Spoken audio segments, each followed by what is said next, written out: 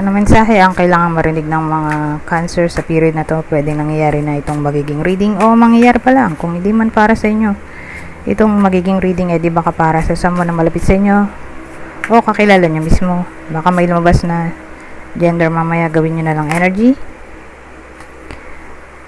Masculine at feminine energy. Pwede rin naman na wag nyo nang pansinin ang gender. Hindi ko masasabi kung anong magiging reading, kung positive ba o negative. Depende sa kung anong mapipick up kong energy. Walang masama kung papanoorin ang sun, moon at rising sign kasi bakalin man sa mga yan ay mag-resonate na sa sitwasyon nyo. I-enter ko lang ang aking membership, baka lang magustuhan nyo.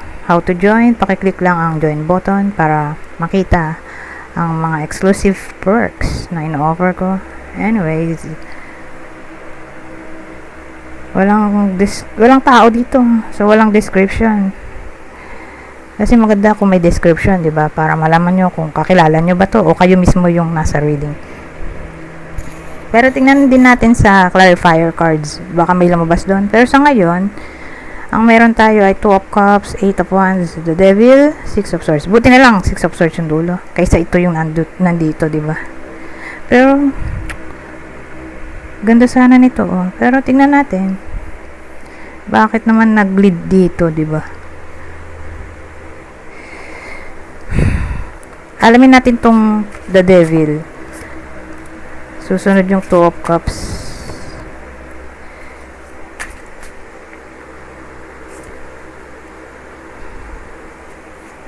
The Devil. Ito yung 2 of Cups.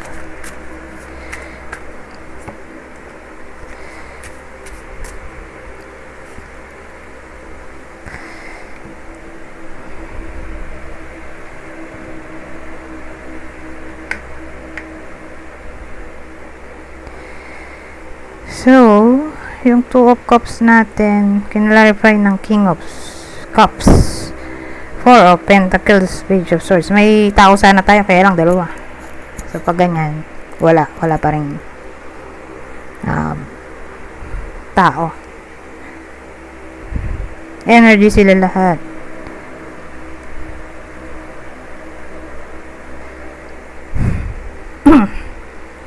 So, again, yung Ace, yung 2 of Cups natin, kinlarify ng King of Cups, 4 Pentacles, at Page of Swords. Anong meron dito?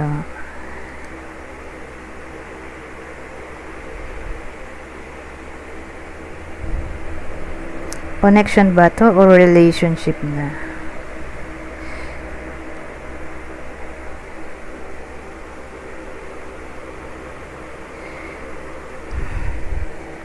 Parang may kulang sa information kaya dadagdagan natin ito. Ayan, may tao na tayo. Kasi hindi ko alam kung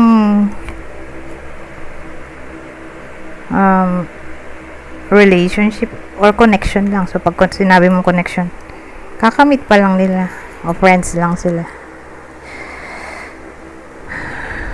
So, may lalaki na tayo dito, oh. So, ang dating sa akin, either nangyayari na to o mangyayari pa lang, pero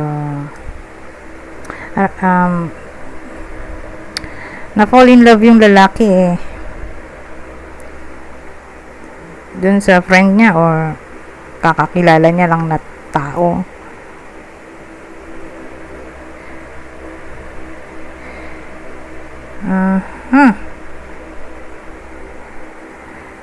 Malaki ang chance sa friend na fall in love siya sa friend niya.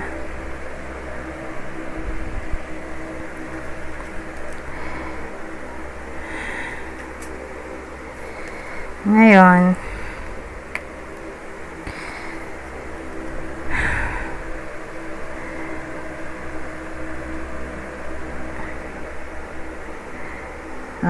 teka, tabi ko lang to. Hindi ako makapag-isip kapag magulo. Sa tulog. Di na fall in love nga yung lalaki dun sa friend niya. Ngayon, nag-a-act siya dito as matured. Napakita niya ba dun sa friend niya, matured siya, saka matipid, workaholic, matipid.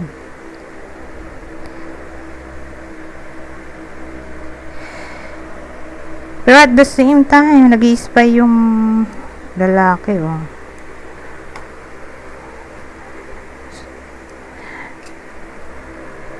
So, yung bida natin dito, lalaki, kasi siya lang lumabas, eh.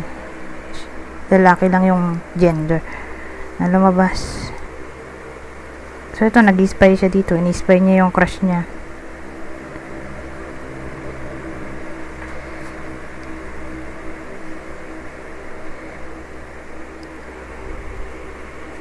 Mukhang interesado talaga siya, oh. Kasi, handa siya maglaan ng attention. Nag-i-invest kasi ito, eh. Panahon, oras. Mukhang maganda naman yung intention dito. Kaya lang may devil tayo dun. Baka at first lang yun. Tingnan natin. Pero ganyan, nag-i-spy siya dito. Ito, 8 of Wands.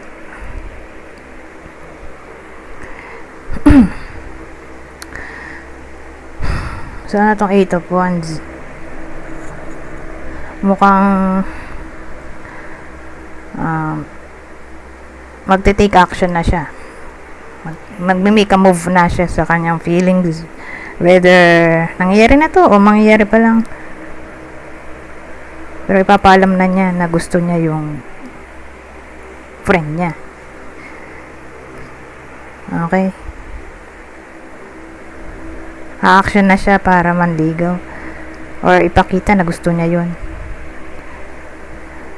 Kaya lang the devil, oh. 2 of Swords. Magician. Ace of Cups. Kaya lang pangit ng combination nito, oh. The Devil, Ace of Cups, oh. Nagmukha na obsession to, oh.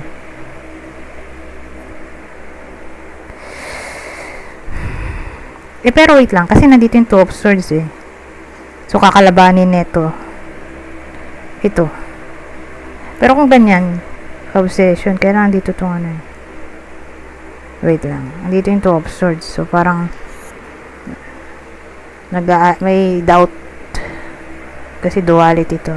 O, confusion.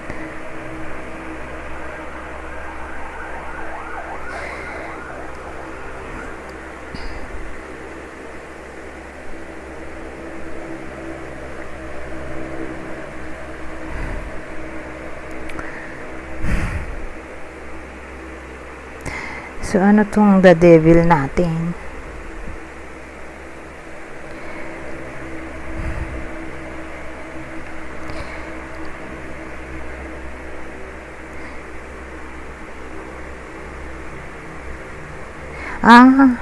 Pwede rin kasing ano, eh.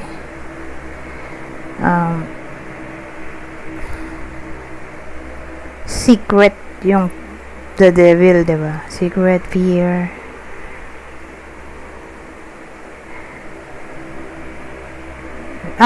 So alam ko na parang natatakot siya, or hindi niya alam kung type din ba siya nung crush niya.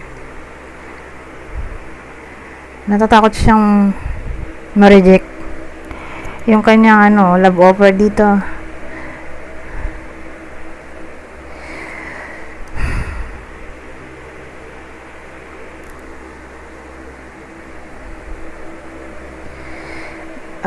Ang dating natatakot siyang i-pursue 100% yung crush niya, baka kasi ma-reject siya. So may fear of rejection yung tao dito, kahit sino naman, pero mas malaki yung fear of rejection ng tao dito. Sa kwento natin, ewan ko sa iba, pero ganyan, eh.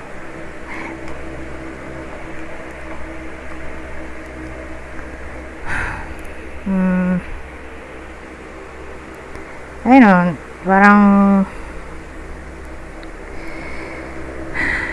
nag-aalinlangan siya kung all in ba siya dun sa pag-pursue. Ito nga, tumalo na yung fox eh. Kahit dito, may dalawang option. Ano ba yan? Parang ito lang din, oh. Kaya lang ito, sword, at ito wands.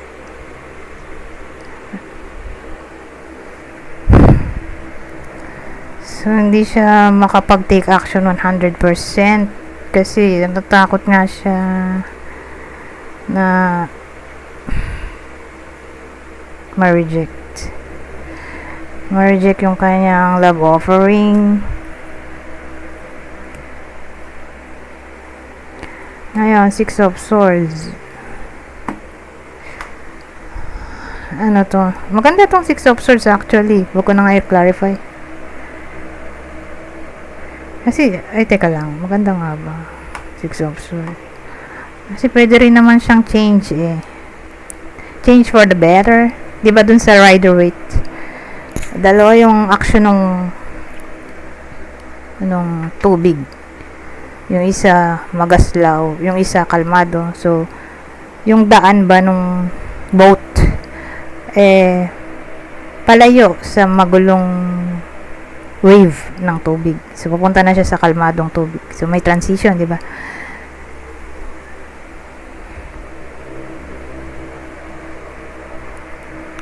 So, ganun dating sa akin. Mukhang may pagbabago for the better. Ibang meaning din ito ay acceptance eh. Baka kasi may Ace of Cups tayo. Na-offer niya nga tong feelings.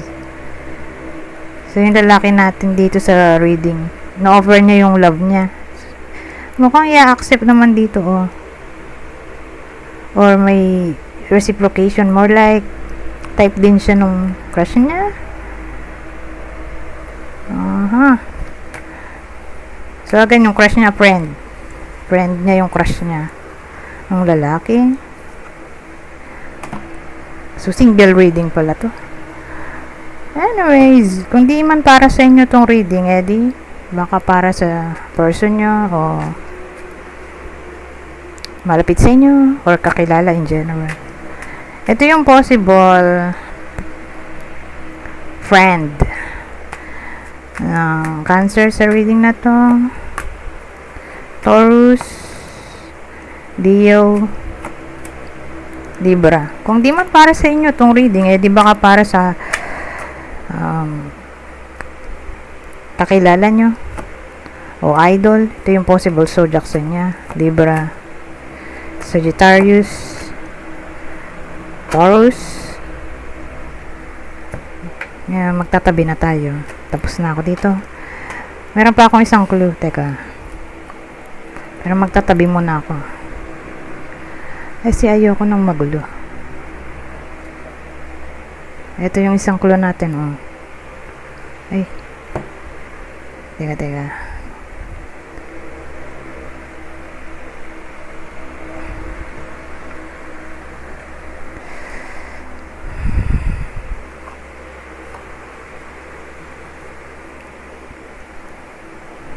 Nasaan na yung isang deck? Ito pala. So, same instruction. Kung di man para sa inyo tong clue, di baka para sa person nyo, kakilala o idol. Kunin nyo lang yung clue na sa tingin nyo ay fit sa sitwasyon nyo o sa kakilala nyo. May someone na maganda manamit. O baka ganito talaga manamit. Who knows? Mukhang elegante. Mayaman ba yan? O baka mukhang mayaman lang. Basta maganda manamit. Yun ang importante. Ito mature. Pwedeng ganito na itsura. Matured. Mga 40. Pataas. Or mukha na siyang matured sa edad niya. So, nasa 20s pa lang siya pero wise na siya. Pwede rin gano'n. So, may maturity dito. So, case-to-case basis. Oh, Australian ah. So, kung di Australian yung isa sa bida natin sa kwento, yung lalaki at friend, baka may someone na nasa Australia. or foreigner na lang in general. O pwede rin nasa abroad. Bakit madumi to? Ay, design pala yun.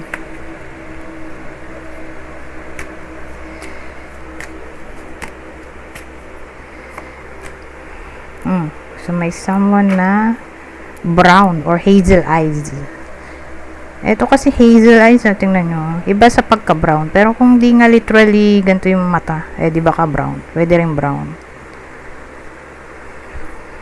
Pero ang ganda ng kulay ng mata, no? Kung magko-contact lens, ako ganito gusto kong kulay ng mata. Pero pwede rin tong contact lens, oh. So kung di man siya literally ganito yung mata, baka contact lens niya. Anyways, ito na tayo sa susunod.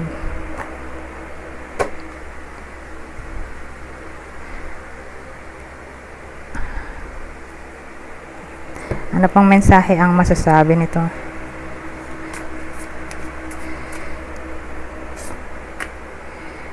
Support. Oh, so maganda to. So in times of crisis, may susuporta sa iba sa inyo o mag-assist o tutulong okay? In times of crisis nga, more like friend. So kung magka-problema kayo, in short, may tutulong sa inyo at ang tutulong ay friend. Tutulong o susuporta. Oh, delay. Libra. Baka malate to. So, sabihin natin may lakad yung iba sa inyo sa period na to. Baka malate yung librang kakilala nyo o person nyo sa lakad o plano, meeting. Ngayon, ibang case, kung dito late, may libra na pwede magpa-delay ng ewan ko kung ano.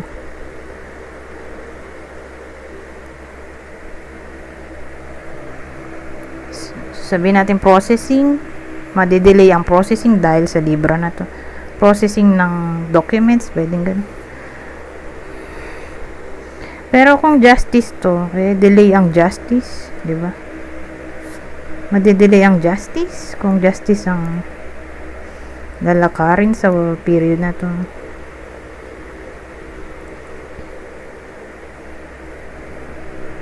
Ang hirap naman ng combination. Kaya, lilipat na tayo. Oh, enemy naman dito. Plan. Ito. Diyos ko. Kakaloka to. May plano ang enemy against sa iba sa inyo. Beware. O baka yung iba sa inyo may plano sa enemy. Kasi pwede rin siyang vice versa eh. Parang may balak na masama. May nagbabalak ng masama sa iba sa inyo. So, tulad nito, yung ahas, binabalak niya palang kunin yung itlog ng ibon.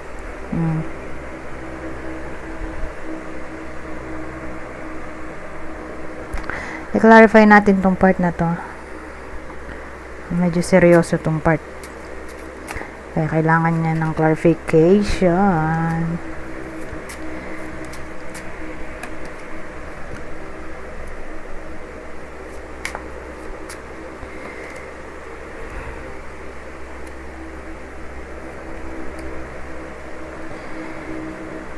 Well, all about pera to eh. Parang maglalay through communication. So, communication, hindi siya verbal, kundi written. So, more like yung lie niya, padadaanin niya sa text, email, chat, sulat siguro, typewritten. Na yun nga,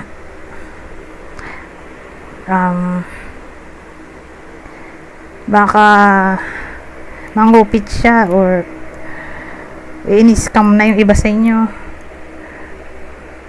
I-scamin pa lang. O baka ex to.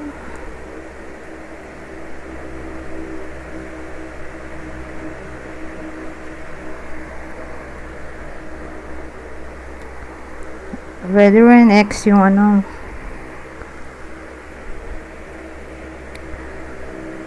Mag-ingat sa ex, pwede rin. Ex or kapatid. Kapatid na lalaki. So, kung manghihiram sila ng pera sa period na to. Grabe, ex manghiram ng pera. So, sabihin natin kapatid na lang na lalaki. Baka wala nang balikan yan. Wala nang sa uli. Pwede rin naman. Kaya lang, kung masyadong malaking halaga or nagigipit din, medyo alanganin.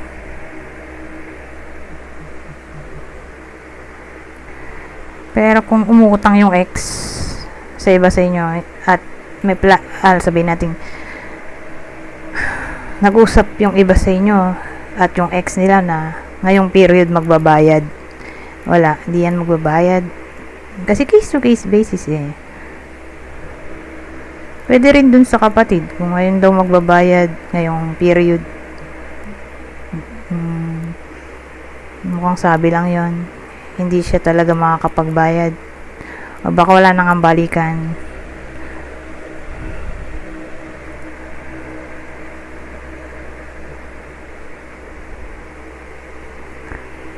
Or kung dito kapatid ay uncle.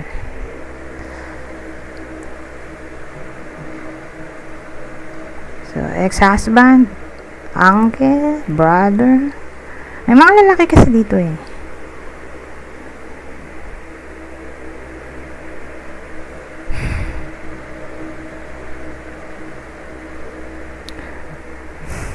So yun lang naisip mo.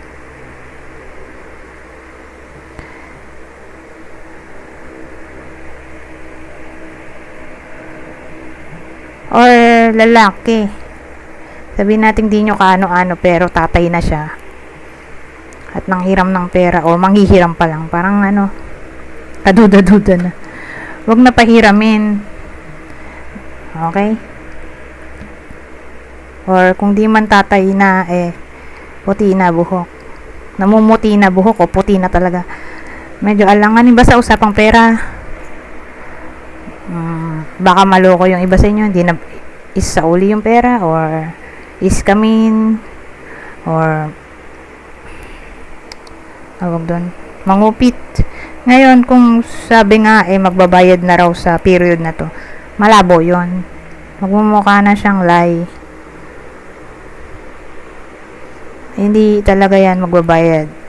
O hindi siya pwedeng makapagbayad kasi wala siyang pera or ewan ko for some reason hindi niya mababayaran sa period na to.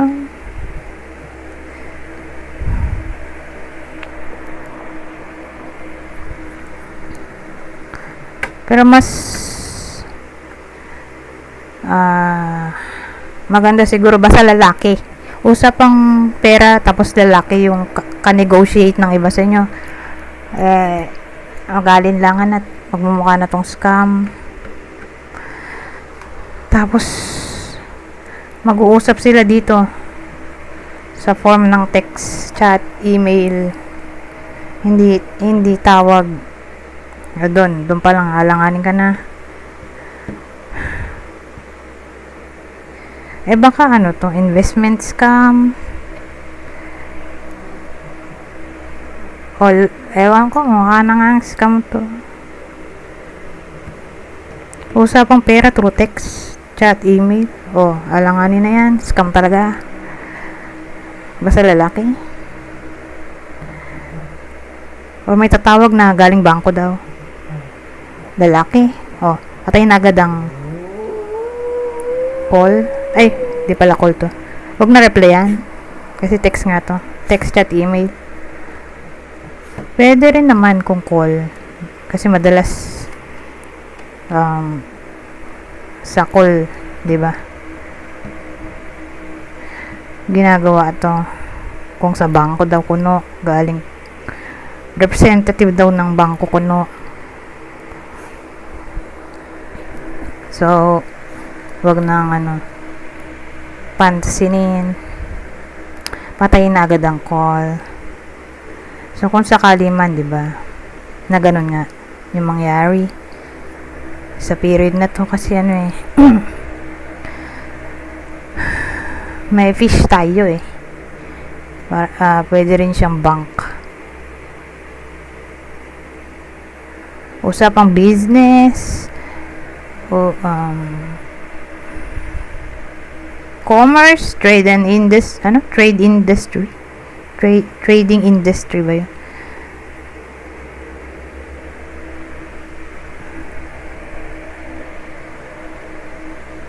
Anyways,